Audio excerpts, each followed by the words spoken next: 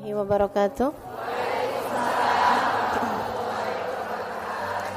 Alhamdulillah. Wassalatu wassalamu ala Rasulillah Muhammad ibn Abdillah wa ala alihi wa sahbihi wa man walah. Subhanaka la ilma lana illa ma 'allamtana innaka antal alimul hakim. Rabbi shrah li sadri wa yassir li amri wahlul 'uqdatan min lisani yafqahu qawli, amma ba'du. Para teman-teman semua yang hadir di sini, ibu-ibu, kakak-kakak, adik-adik, anak-anak, yang semoga semuanya dirahmati, dicintai Allah Subhanahu wa taala, dimuliakan, disyafaati Nabi besar Muhammad sallallahu alaihi wasallam insyaallah. Amin ya rabbal alamin. Urusan-urusan rizki dunia nih sebenarnya tidak menjadi fokus kita umat Islam. Akan tetapi kita harus tahu bahwa rizki nih semuanya sudah ditanggung oleh Allah Subhanahu wa taala. Ada yang dikasih banyak, ada yang dikasih sedikit. Bukan karena bergantung kepandaian. Banyak juga orang bodoh-bodoh tapi yang banyak uangnya. Gitu ya? Bukan banyak juga orang pandai-pandai tapi tidak banyak hartanya kalau bicara mengenai harta. Ala kulli hal, semuanya sudah diaturkan oleh Allah Subhanahu wa taala. Jangan menilai orang dari harta, jangan memilih pasangan dari harta, gitu kan? Jangan menilai apapun hanya dari harta dunia saja. Apalagi kemuliaan seseorang, kita lihatnya dari harta belaka. Kemudian kalau dalil secara dalil akli, Allah pastilah memberikan rizki kepada kita, saudaraku sekalian. Kenapa? Karena Allah Tuhan, karena Allah bos, sedangkan kita adalah hamba, sedangkan kita adalah budak, sedangkan kita adalah karyawan. Di mana-mana yang namanya pekerja selalu dibayar, selalu ditanggung oleh bosnya. Bukan begitu? Allah Subhanahu wa taala kan yang jadi bos kita selama ini. Allah aturkan kita, kamu harus sholat 5 waktu sehari semalam, kamu harus tutup aurat, kamu harus begini, kamu harus begitu, dan lain sebagainya. Allah bos.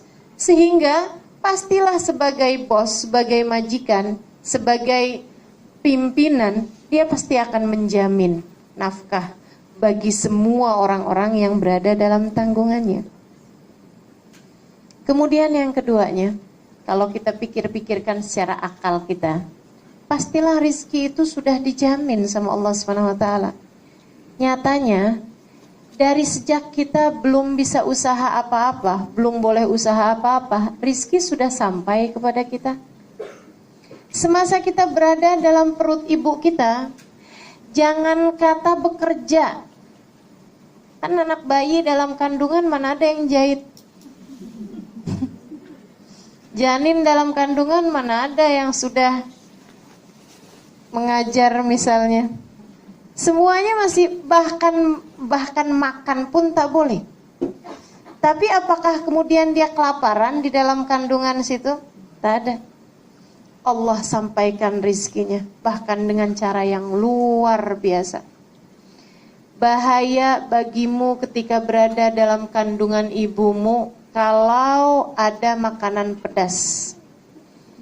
Orang tuanya pun kemudian setiap kali makan pedas muntah. Oh, ini tak boleh makan pedas. Kan begitu? Masya Allah. Rizkinya disampaikan. La ilaha illallah, luar biasa sekali. Bahkan kabarnya, bayi itu, janin dalam kandungan, wajahnya menghadap ke arah belakang, bukan ke arah lambung. Kenapa? Allah menghindarkanmu untuk mencium bau-bau yang tidak enak, bau-bau busuk dari kotoran yang dimakan oleh ibu kita, gitu ya. Sehingga sampai dengan hidungnya pun dihadapkan ke arah sebelah sana, ke arah belakang. Sebegitunya Allah mengatur janin dalam kandungan. Rizkinya disampaikan oleh Allah Subhanahu wa taala ketika kamu belum boleh mencapai rizkimu sendiri. Dan kita lihat janin-janin dalam kandungan tak ada yang stres. Betul kan? Tak ada yang stres. Kenapa? Tak susah-susah uruskan rizki. Masih dalam kandungan. Dan bukan hanya kita manusia sebenarnya. Semuanya pun sudah dijamin rizkinya oleh Allah SWT, termasuk binatang. Sehingga sekalian, gajah itu tak pernah sujud, gemuk-gemuk. Kan? Kenapa masih khawatir urusan rizki? Bahkan andai ada semut hitam di dalam sebongkah batu, diletakkan di dasar lautan di waktu malam, tidak ada yang dapat melihatnya. Allah pasti akan menyampaikan padanya rizkinya. Begitu katanya para ulama. Saudariku sekalian yang saya muliakan, kalau ada di antara binatang yang protes terhadap urusan rizki, pantasnya adalah cicak. Kenapa cicak? Karena cicak itu rizkinya semua makanan yang bersayap, semua binatang yang bersayap. Dianya sayap sepotong aja tak punya. Coba, gimana caranya dia mau dapetin makanannya, padahal dianya tak bersayap dan makanannya semuanya binatang bersayap. Mau ngejarnya bagaimana? Saudariku sekalian yang saya muliakan, tapi nyatanya kita tak pernah lihat ada cicak mati kelaparan. Subhanallah, ada nyamuk hingga cicak mendekat dari kejauhan. Diam dulu sebelum kemudian mengeluarkan lidahnya. Hap. Kan begitu? Subhanallah. Cicak aja dikasih rizki sama Allah SWT. Masa kita manusia tidak? Gitu. Jadi kalau kemudian ada orang yang kalau kita tidak ini, kita tidak akan bisa makan, kita tidak akan bisa hidup, tidak akan bisa. Itu omongan orang dari mana itu? Dari yang tidak mengenal Allah Subhanahu wa taala. Kita hamba-hamba Allah Subhanahu wa taala tidak pernah ragu-ragu urusan rizki. Saudara sekalian, tahu apa yang akan kita makan esok hari? Kita tidak tahu. Siapa yang tahu? Allah Subhanahu wa ta'ala.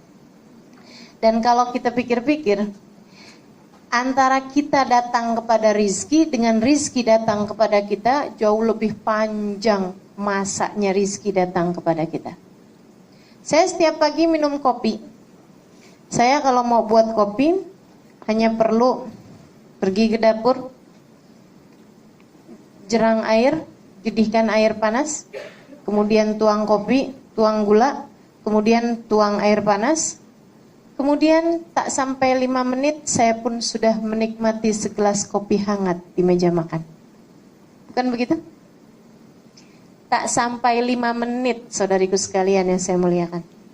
Tapi sekarang coba bayangkan berapa lama kopi tersebut sampai kepada saya. Sebelum di rumah saya, kopinya berapa lama di kedai. Ini baru bicara kopi, belum bicara gula. Gitu ya, baru bicara kopi nih. Sebelum di kedai itu, berapa lama dianya ada di pabrik. Sebelum di pabrik tuh, berapa lama dianya ada di ladang. Subhanallah, siapa yang kemudian menjadikannya tumbuh di atas muka bumi? Kemudian diambil berapa lama, berapa tangan yang diperlukan, berapa masa, berapa proses yang didatangkan sampai kemudian terhidang di meja makan saya. Saudariku sekalian yang saya muliakan, saya hanya perlu 5 menit kepada rizki tersebut. Akan tapi rizki itu sampai kepada saya memerlukan waktu bahkan bertahun-tahun lamanya. Maka sebenarnya bukan kita datang kepada rizki, tapi rizki yang datang kepada kita. Begitu masalahnya. Hanya keraguan-raguan di hati kita yang terus-terusan kita pelihara. Karenanya, teman-teman saudara sekalian, jangan ragu-ragu. Jangan ragu-ragu. Hilangkan segala keraguanmu. Rizki Allah yang bagi. Rizki Allah yang bagi. Rizki Allah yang bagi. Udah selesai, rizki diatur oleh Allah Subhanahu wa ta'ala. Kita hanya perlu menjalankan yang belum dijanjikan oleh Allah, yaitu ketaatan perintah Allah Subhanahu wa taala. Itu yang harus kita jalankan. Urusan rezeki sudah selesai. Jadi semuanya adalah ketetapan dari Allah Subhanahu wa taala, termasuk urusan jodoh. Siapa bilang kalau pacaran kemudian menikah? Ibu-ibu yang udah punya suami, saya tanya, suamimu pacar pertamamu kah? Tak ada yang mau jawab. Nah, suamimu pacar pertamamu kah? Bukan. Bukan ya? Bukan pacar pertama, artinya pacar kedua, pacar ketiga, atau malah bukan pacar. Bukan pacar katanya. Ya, masing-masing ya, macam-macam. Tapi subhanallah, yang udah pacaran lama kemudian tak jadi menikah ada. Yang udah siap-siap, bahkan udah sewa gedungnya, batal nikah, ada. Kan begitu? Semuanya adalah ketetapan Allah Subhanahu wa taala semuanya. Yang diperlukan terus bagaimana kalau sudah semuanya ketetapan dari Allah, kita diam aja gitu? Oh bukan. Bukan berarti kita diam. Silahkan berikhtiar. Apa ikhtiarnya? Urusan mana dulu nih? Kita mau bahas urusan rizki. Apa ikhtiarnya untuk mendapatkan rizki itu? Untuk mendapatkan rizki bukan asal rizki. Karena semua yang datang pada kita itu pada manusia itu namanya rizki. Tapi itu dibagi, ada rizkon halalan, ada rizkon haraman. Ada rizki yang halal, ada rizki yang haram. Yang diperintahkan oleh Allah Subhanahu wa taala adalah menjemput rizki yang halal dengan cara yang halal. Jadi rizkinya dah diatur, hanya saja kamu diperintahkan oleh Allah Subhanahu wa taala untuk menjemputnya dengan cara yang halal. Bagaimana cara yang halal? Bekerja dengan cara yang halal. Kan begitu? Kemudian lagi tidak ada hati yang tersakiti. Caranya bekerjanya juga pekerjaan-pekerjaan yang halal. Enggak usah khawatir saudariku sekalian. Sekali lagi rizkinya sudah diatur sama Allah. Jadi dalam bekerjanya tuh jangan khawatir. Saya punya kawan, dia penjahit. Biasa menjahitkan baju-baju orang-orang pesta-pesta gitu, yang tidak jelas mana yang ditutup, mana yang dibuka. Saya kadang-kadang heran, Ustazah, orang tuh minta jahitin sama saya baju setali. Satu tali aja. Habis satu tali itu belakangnya pun juga bolong juga gitu. Jadi ini saya nggak jelas nih yang ditutup yang mana ini. Baju ini nutup bagian yang mana gitu.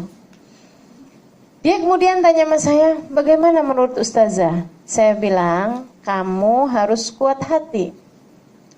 Menjahitlah, tapi khusus busana muslimah.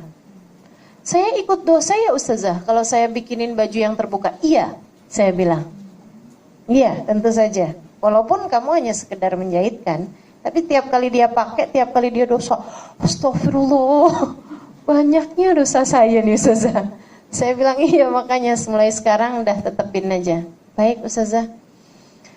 Tapi nanti pelanggan saya Ustazah semuanya baju yang seperti itu. Hanya sedikit aja pelanggan yang menjahitkan baju muslimah. Saya bilang itu dia. Allah tuh udah atur semua rizki. Allah udah jaminkan semua rizki. Bismillah, dia bilang. Kalau gitu modelnya bismillah. Dia pun memutuskan untuk tidak menerima jahitan kecuali yang muslimah. Orang-orang pada marah sama dia, pelanggan-pelanggannya. Sampai dengan yang, udah oke, saya tambahkan ongkosnya, upahnya, jahitnya. Berapa kali lipat yang kamu mau, sampai begitu. Dan dia tetap tolak. Saya tak mau banyak dosa. Kata Ustazah, nanti tiap kali dipakai saya ikut dosa juga. Saya tak mau lagi. Subhanallah, dalam beberapa waktu memang agak berkurang pendapatannya, tapi sesudah itu, subhanallah, semakin banyak, semakin banyak, semakin banyak. Ya Allah Ustazah, emang betul ya Ustazah, semuanya memang sudah ditetapkan Allah SWT. Kita hanya perlu untuk menjemputnya dengan cara yang halal, dengan cara yang baik, dengan cara yang takwa. Jangan takut karena kita melakukan kebaikan kepada orang lain, rizki kita berkurang. Saudaraku sekalian, karena pengatur rizki satu, namanya Allah. Ada dua orang punya kedai perhiasan di sebuah pasar. Satu hari ada orang beli di kedai dia nih, orang soleh ini ya. Dia udah pilih-pilih, kemudian dia bilang, si yang punya kedai dia bilang, Pak, Bapak boleh pilih dulu mana perhiasan yang Bapak mau beli. Habis itu kemudian dia udah pilih-pilih, satu dia bilang, terus yang ini nih saya mau beli, saya mau bagi hadiah istri saya. Dia bilang kemudian sama Bapak itu, Pak, perhiasan yang sama seperti ini, sebelah jual juga. Jadi Bapak jangan beli sama saya, beli aja sama sebelah. Dia bilang, kenapa? Saya mau belinya di sini kok. Pak, beli di sana aja. Memangnya kenapa? Dia bilang, karena saya sama dia buka kedai ini dari tadi pagi. Saya sudah ada beberapa orang yang beli di kedai saya, sementara di kedai dia belum ada yang beli. Jadi silahkan Bapak beli di kedai sana. Masya Allah. Itu yang seperti itu menurutmu, apakah kiranya akan berkurang rizkinya? Oh, tidak akan. Justru akan bertambah. Hati yang penuh cinta. Baik yang membeli maupun yang menjual dalam Islam, seharusnya semuanya membeli dan menjual dengan cinta. Membeli dengan cinta macam mana? Saudariku sekalian yang saya muliakan, menjual dengan cinta tadi saya sudah ceritakan. Membeli dengan cinta macam mana?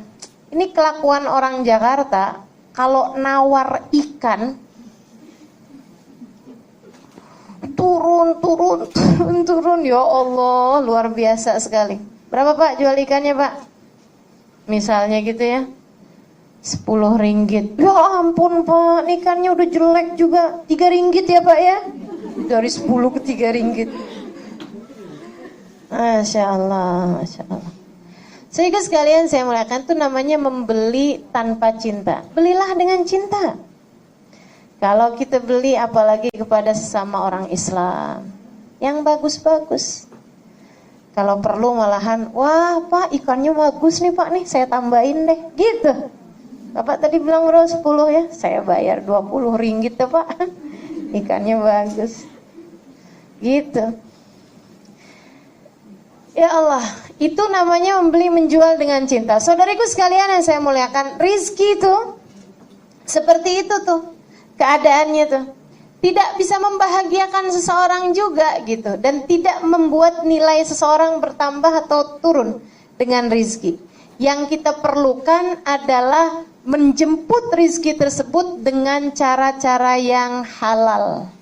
Allah ketika menceritakan para ahlinya, para kekasih-kekasihnya, Allah menceritakan dengan ucapan rijalun la tulhihim tijaratun wala bay'un an dzikrillah. Rijal, kata Allah, hamba-hambaku, laki-laki, orang-orang, la tulhihim tijaratun, perdagangan, wala bay'un ataupun transaksi jual beli tidak membuat mereka terlalaikan dari Allah. Jadi silahkan bekerja, silahkan jemput dengan cara yang halal, tapi jangan sampai tersibukkan dengan hal tersebut.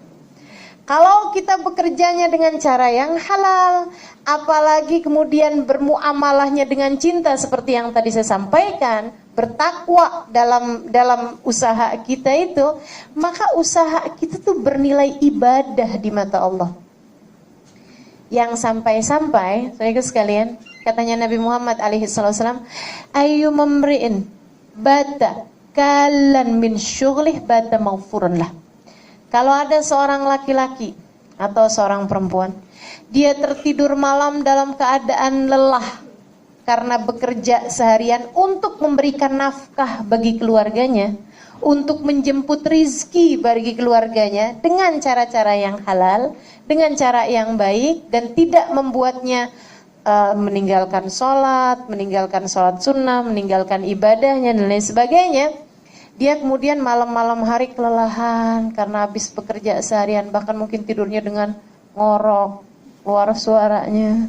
Gitu ya. Itu katanya Nabi Muhammad alaihissalam, baca maghfurun lah. Dia tidur dalam keadaan Allah mengampuni dosa-dosanya. Masya Allah. Itu padahal kalau kita punya suami ya, suami kita bekerja mencari nafkah buat kita, mencari rizki buat kita dan anak-anak kita. Dia tidur dalam keadaan ngorok seperti itu, kita marah, kita kesel. Padahal dia bekerjanya buat kita. Allah, dia bekerjanya bukan buat Allah, bekerjanya buat kita. Allahnya kesian sama dia. Jadi mulai sekarang, kalau ngelihat suami kita kelelahan tidur dalam keadaan ngorok, coba pandang dia dengan pandangan Allah kepadanya. Ya Allah, dia bekerja nih mencari rizki buat saya dan anak-anak. Ya Allah, Engkau saja memandangnya sambil mengampuni dosa-dosanya.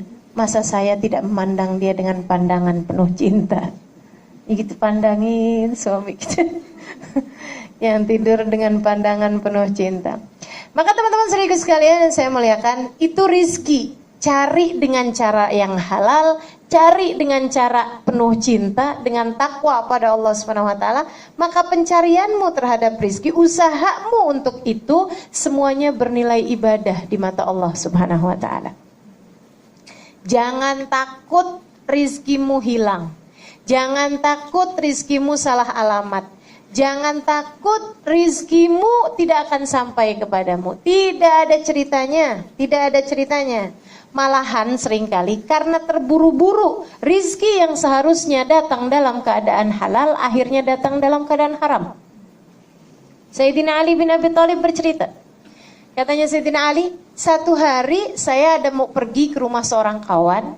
Di depan pintu rumah orang tersebut, saya merasa perlu ada orang pegangkan keledai saya, naik keledai. Kata Sayyidina Ali, saya cari-cari orang, ada seorang pemuda, saya bilang, tolong dong, pegangkan ini keledai saya mau ada jumpa dengan kawan, tak ada buat mengaitkan keledai. Dia bilang, oke, baik. Wahai Sayyidina Ali, saya pegangkan, saya jagakan keledaimu. Masuklah Sayyidina Ali, bual-bual, bincang-bincang sama orang rumah tersebut. Tengah-tengah bincang-bincang ada terpegang-pegang uang. Di sakunya dia lihat 5 dinar, uangnya Sayyidina Ali. Sayyidina Ali kemudian mikir, saya mau bagi nih buat yang pegangkan keledai saya.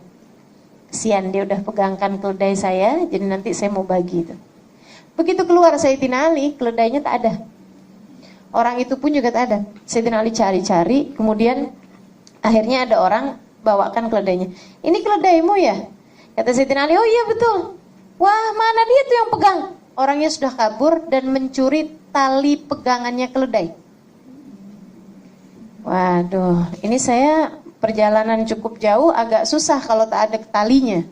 Boleh tak Pak, belikan saya tali keledai? Nih saya ada uang 5 dinar, belikan saya talinya.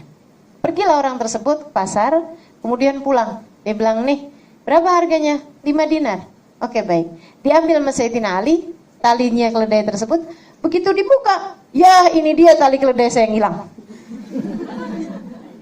Kata Sayyidina Ali, orangnya macam mana nih yang jual tali keledai?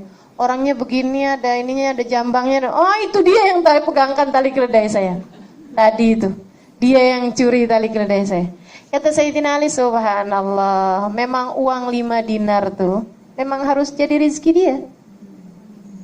Andai saja dia mau menunggunya, bersabar menunggunya beberapa menit, akan datang uang tersebut dalam keadaan halal. Akan tetapi karena dia tak sabar menunggu, dia pun kemudian mencuri tali keledai, menjual barang yang bukan milik dia. Akhirnya kemudian datanglah 5 dinar yang memang menjadi ketetapan Allah akan menjadi rizkinya dalam keadaan haram. Maka jangan tergesa-gesa urusan rizki. Jangan tergesa-gesa. Biasa-biasa aja. Semuanya udah ditetapkan Allah subhanahu wa ta'ala. Tak usah benci si fulan, si faltan. Hanya karena, wah gara-gara dia nih rizki saya jadi susah. Saya buka kedai, dia buka juga sebelah. Semua langganan saya diambil sama dia. Rizki saya dicurinya. Tak ada rizki dicuri, tak ada rizki dicuri. Uang dicuri ya. Ya, Dompet hilang dicuri ya, rizki dicuri tak ada. Dia yang mengambil jatah rizkinya dia sendiri dengan dalam keadaan haram. Akan tetapi tak ada rizki dicuri. Yang harus jadi milik kita, yang akan jadi rizki kita pasti akan sampai kepada kita. Syi'na am abaina, mau atau tidak mau, pasti kita tidak akan mati teman-teman, kecuali setelah semua jatah rizki kita sampai kepada kita. Kecuali setelah semua jatah makanan kita habis termakan oleh kita. Tidak akan mati kita sebelum itu. Maka percayalah, urusan rizki sudah ada jaminannya. Kita hanya perlu mencarinya dalam keadaan halal, dengan cara yang penuh takwa kepada Allah Subhanahu wa taala.